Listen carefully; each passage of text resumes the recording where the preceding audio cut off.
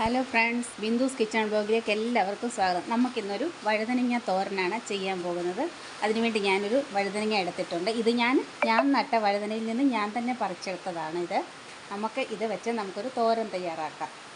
നമുക്കിത് രണ്ടായിട്ടൊന്ന് കീറി ചെറുതായിട്ട് അരിഞ്ഞു കൊടുക്കാം. നമുക്ക് നമ്മുടെ വഴുതനങ്ങ ചെറുതായിട്ട് അരിഞ്ഞു കൊടുക്കാം. പുറത്ത് ഭയങ്കര മഴയാണ്, അതാണ് ഈ സൗണ്ട് കേൾക്കുന്നത്. നമുക്ക് ഈ ഒരു വലുപ്പത്തിൽ നമുക്ക് അരിഞ്ഞു കൊടുക്കാം. അങ്ങനെ നമുക്ക് മുഴുവനും അരിഞ്ഞെടുക്കാം ഈ ഒരു വലുപ്പത്തിൽ. അങ്ങനെ നമ്മുടെ വഴുതനങ്ങയെല്ലാം ഈ ഒരു വലുപ്പത്തിൽ നമ്മളെല്ലാം അരിഞ്ഞെടുത്തിട്ടുണ്ട്. ഇനി നമുക്കൊരു അരപ്പ് തയ്യാറാക്കാം. അരപ്പ് തയ്യാറാക്കാനായിട്ട് നമുക്കൊരു മിക്സഡ് ജാറിലേക്ക് കുറച്ച് തേങ്ങ ഇട്ട് കൊടുക്കാം.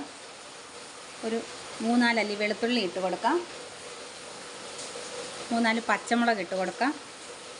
ശകലം മഞ്ഞൾപ്പൊടി ചേർത്ത് കൊടുക്കാം.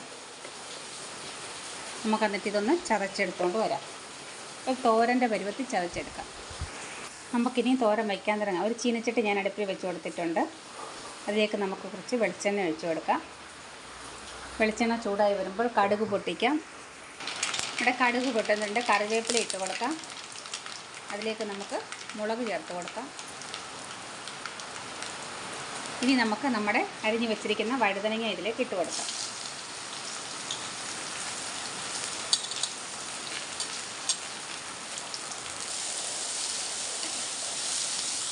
നമുക്ക് അരച്ച് വെച്ചിരിക്കുന്ന അരപ്പ് ചേർത്ത് കൊടുക്കാം.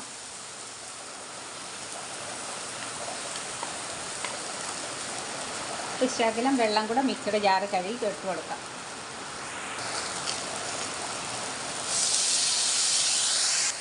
ആവശ്യത്തിന് ഉപ്പ് ചേർത്ത് കൊടുക്കാം. കൂടെ തന്നെ ഞാനൊരു ശകലം വൻപയർ വേവിച്ച് വെച്ചിരിക്കുന്നതാണ്, അതുകൂടെ നമുക്ക് ഇതിലോട്ട് ചേർത്ത് കൊടുക്കാം. എന്നിട്ട് ഒരു മീഡിയം ഫ്ലെയിമിൽ നമുക്കൊന്ന് അടച്ച് വയ്ക്കാം.